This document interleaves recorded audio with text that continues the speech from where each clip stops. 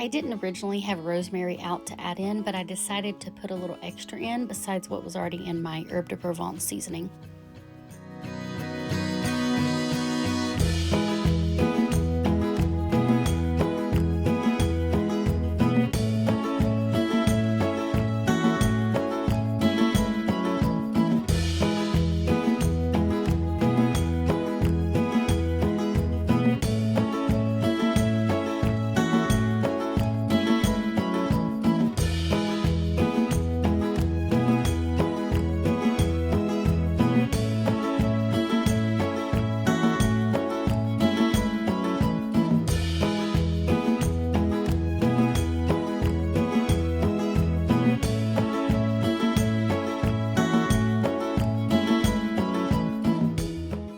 I decided to add in another couple of tablespoons of olive oil to my pan because I really didn't want anything to stick, because I didn't add all that much to my marinade that I put on my chicken and potatoes.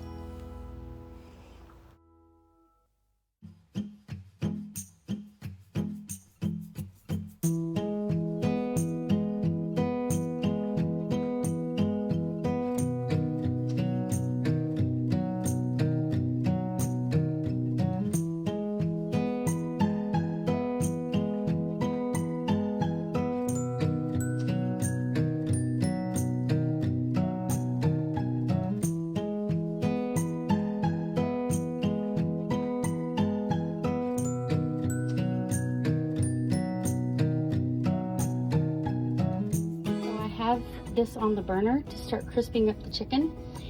As soon as my chicken starts getting crispy, I'm going to maneuver it around and flip it to the other side, and then I'll add my chicken broth, cover this, and let it cook until my potatoes and chicken are done. I only need 2/3 of a cup of chicken stock for this, so I just measured out 2/3 of a cup of water and added in my chicken bouillon. And so now I am just flipping my chicken over, since the first side has a little bit of color on it and it was not really getting crispy, but getting color on it, which is what I really wanted. And so I'll move the potatoes around, flip my chicken, and try to keep them on top of the chicken until I get this other side cooked just a little bit. And then we'll resituate it with the potatoes down in a bunch of the broth once we get there.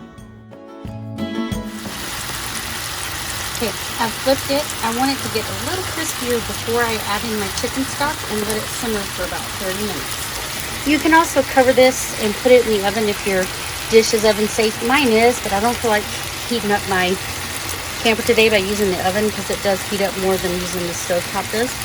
And you can put this in a 9x13 dish to bake in the oven too, and it's just like roasted chicken and potatoes. But we're gonna do it all on top of the stove today. I wanted to add a note here too. If you used bone-in chicken thighs, you would have to cook this in the oven instead of on the stovetop, because it'll help make sure your chicken gets cooked all the way through. So once it gets to boiling pretty good or simmering pretty good, I turn my heat down and keep my cover on so it kind of cooks a little bit slowly. And I'll go in every 5 to 10 minutes and I'll rotate the potatoes around so they're cooking all the way and put my chicken on top of them so it doesn't get too done. But I like to use chicken thighs in this instead of chicken breasts so that it doesn't dry out like a chicken breast would. Now that my chicken is about halfway done cooking, because I'm about 15 minutes in here, I am going to rearrange this so that the potatoes are more in the liquid and go from there.